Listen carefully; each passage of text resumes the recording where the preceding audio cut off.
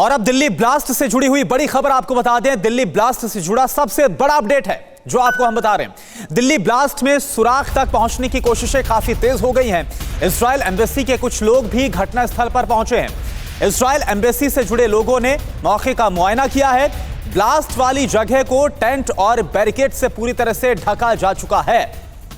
तो यह तस्वीर हम आपको दिखा रहे हैं। इजरायल एम्बेसी के कुछ लोग भी उस जगह पर पहुंचे जहां पर ब्लास्ट हुआ था। लो इंटेंसिटी का आईडीए ब्लास्ट था और इजरायली एम्बेसी से 150 मीटर की दूरी पर हुआ था। आपको बता दें कि एनएसजी और एनआईए की जांच इसमें पहले से काफी तेज चल रही है। और इन सब के बीच टीवी 9 भारतवर्ष संवाददाता विवेक शर्मा ने इजरायली अधिकारियों की छानबीन और ब्लास्ट वाली जगह का जायजा लिया। आप देखिए। इजरायल एम्बेसी के पास हुए ब्लास्ट के मामले में लगातार सुरक्षा एजेंसी जांच कर रही है। इस वक्त हम ठीक वहां पे मौजूद हैं जहां पर ये ब्लास्ट हुआ था और आप तस्वीरों में देख सकते हैं कि इजरायल एम्बेसी के जो अधिकारी हैं वो यहां पर मौका वारदात का मुआयना कर रहे हैं और साथ ही यहां पर जहां ब्लास्ट हुआ था वहां पर टेंट लगाकर उस जगह को सुरक्षित जो है वो कर दिया गया था।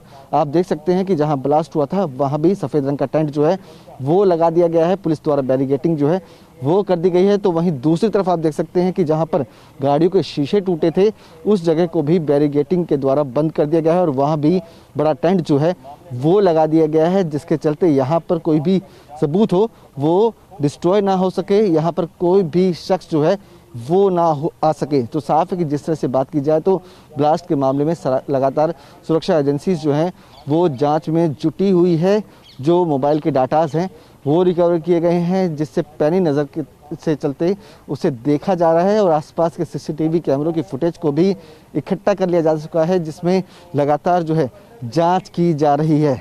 तो वहीं जैश उल हिंद जिसने इस ब्लास्ट की जिम्मेदारी ली है टेलीग्राम के द्वारा, उसकी भी जांच पड़ताल साइबर सेल जो है वो कर रही है। तो साफ कह सकते हैं कि लगातार सुरक्षा एजेंसी जो है इस मामले में तह तक जाने के लिए पूरी तरह से तफ्तीश में जुटी हुई है। कई आतंकी संगठनों की गतिविधियां जैसी रही है उसकी भी जांच पड़ताल की जा रही है। तो दिल्ली में इजरायली दूतावास पर हमले का मास्टरमाइंड अब रडार से दूर नहीं है, क्योंकि जांच में शामिल हो रही है दुनिया में चीते जैसी चाल वाली मोस्ट डेंजरस एजेंसी मोसाद। इस इजरायली जांच एजेंसी के कारनामे से दुनिया खौफ खाती है।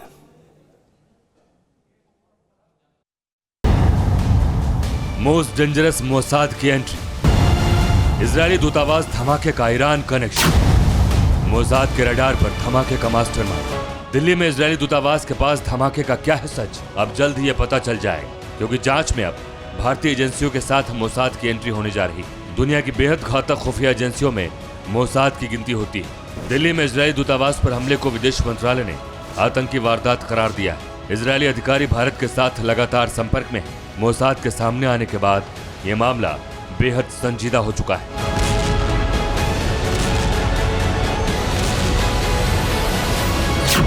भारत सरकार की जांच पर मोसाद की भी नजर है। हालांकि ये साफ नहीं हो पाया है कि इस मामले की जांच में भारत मोसाद को शामिल करेगा या नहीं। लेकिन मोसाद क्या है, क्यों उसे दुनिया की सबसे घातक एजेंसी माना जाता है, इसके पीछे कई वजह हैं।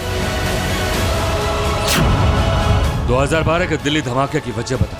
दिल्ली में यहूदी दूतावास के पास साल 2012 में भी एक बम धमाका किया गया था। इसके बाद इजरायली एजेंसी ने कुछ दिनों की जांच के बाद पता लगा लिया कि इस मामले में ईरानी सेना का हाथ था।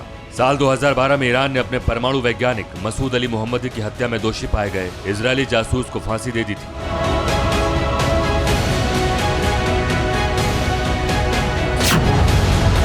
रूसी मिग-21 लड़ाकू विमान चुराया।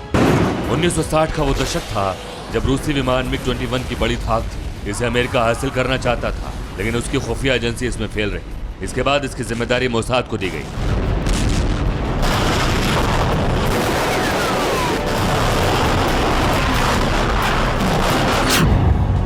उन्नीस 1964 में मोसाद की महिला एजेंट ने एक इराकी पायलट की मदद से मिग-21 को इजरायल पहुंचा दिया। ईरान के वेयर हाउस में घुसपैठ। मोसाद ईरान के परमाणु अभियान में भी सेंध लगा चुका है। तेहरान के वेयरहाउस में घुसकर परमाणु अभियान के राज से जुड़ी फाइलें चुराने का काम भी मोसाद कर चुका है। 2018 में मोसाद ने इस खतरनाक मिशन को अंजाम दिया। बताया जाता है कि मोसाद एजेंट्स अलार्म सिस्टम से छेड़छाड़ करके वेयरहाउस में घुसे थे। तकरीबन 6.5 घंटे तक चलने वाले इस ऑपरेशन के दौरान मोसाद एजेंट्स टॉर्च की रोशनी के जरिए 50,000 पन्ने और 163 सीडी लेकर निकलने में कामयाब रहे। आतंकियों के खिलाफ भी मोसाद की घातक प्लानिंग कामयाब रही है। इतिहास गवाह है कि मोसाद ने 1972 में म्यूनिख ओलंपिक में इजरायली टीम के 11 खिलाड़ियों के हत्यारों को चुन चुन कर मौत के घाट उतार दिया था। इसके लिए मोसाद को कई देशों में ऑपरेशन करने पड़े थे। मोसाद के धैर्य का भी जवाब नहीं, क्योंकि आतंकियों के खात्मे के लिए वो लगातार 20 साल तक इस ऑपरेशन में जुटा रहा था। यानी मोसाद एक बार ठान लेता है तो उसका अंजाम तय। उसकी डिक्शनरी में 13 दिसंबर 1949 से अब तक नाकामी का नामो निशान नहीं। यही वजह है कि मोसाद ने फिलिस्तीन के नेता यासिर अराफात के दाहिने हाथ कहे जाने वाले खलील अल वजीर को ट्यूनीशिया में उसके परिवार वालों के सामने 60 से ज्यादा गोलियों से छलनी कर दिया था। इस मिशन को मोसाद के 2 दर्जन से अधिक एजेंट ने अंजाम दिया और अब उसके संगीन के निशाने पर हैं दिल्ली में इजरायली दूतावास के हमलावर।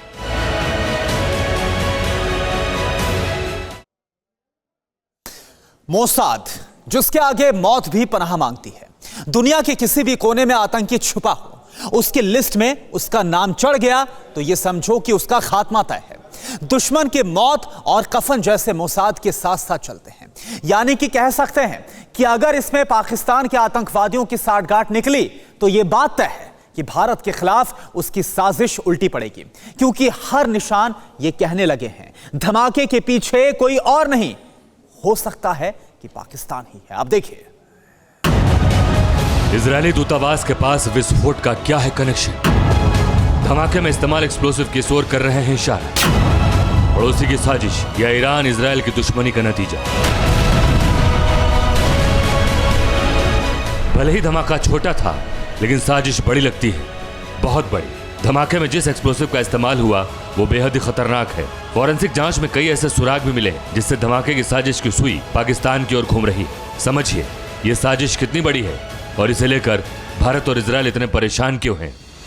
फॉरेंसिक रिपोर्ट के मुताबिक धमाके में मिलिट्री ग्रेड विस्फोटक का इस्तेमाल किया गया।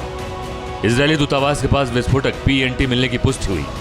दुनिया भर की मिलिट्री ही PNT का इस्तेमाल कर सकती है। हाई वॉट की बैटरी से भी धमाके को अंजाम देने के संकेत मिले हैं। धमाके की जगह बॉल बेयरिंग, तारें और अमोनियम नाइट्रेट के निशान भी मिले।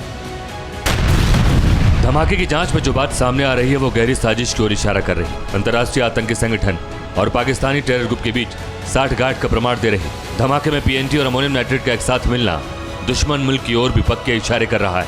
खासकर विस्फोटक PNT का इस्तेमाल इस्लामिक स्टेट या अलकायदा के आतंकी किया करते हैं, इसलिए धमाके के पीछे ISIS या अलकायदा भी हो सकते हैं। जबकि अमोनियम नाइट्रेट का इस्तेमाल पाकिस्तानी आतंकी संगठन इंडियन मुजाहिदीन और लश्कर किया करते हैं। बड़ा सवाल यह है कि क्या भारत को दहलाने के लिए आतंकी मुल्क पाकिस्तान, ISIS और अलकायदा आपस में हाथ मिला चुके हैं? PNT को लेकर जांच एजेंसी काफी परेशान है, क्योंकि यह विस्फोटक इतना घातक है कि स्निफर डॉग भी इसे नहीं पकड़ सकते।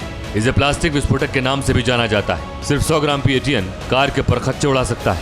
मेटल डिटेक्टर की पकड़ में नहीं आता है PATN। चीनी की तरह सफेद होता है PATN विस्फोटक। आतंकी देश में हो या विदेश में, भारत हर हाल में उन्हें बेनकाब करेगा। दिल्ली पुलिस, NIA और NSG आतंकी हमले की जांच कर रहे हैं और अब इसमें इजरायली एजेंसी मोसाद की भी एंट्री हो गई।